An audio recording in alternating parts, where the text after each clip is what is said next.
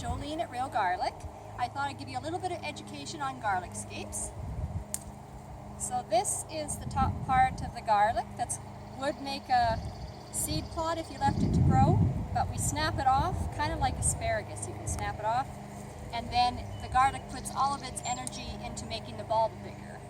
So these things are tender and juicy and wonderful to play with, but they're very good chopped up in almost any kind of dish.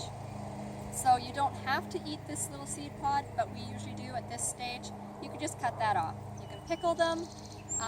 One thing that's really good is chop them all up in a food processor, mix them with oil or butter, and then just throw them in the freezer in little balls or little cubes like an ice cube tray, and then you've got them all winter long for any sort of spaghetti sauce or anything you want to put them in. Right now is prime season. We've had a lot of rain, so they are very good, but they're growing super fast. We're very limited on our time for picking them before they turn woody. And if you want some, let me know. We are in Brandon quite often, or locally or in Verdon. Give us a call, message us, and get some scapes.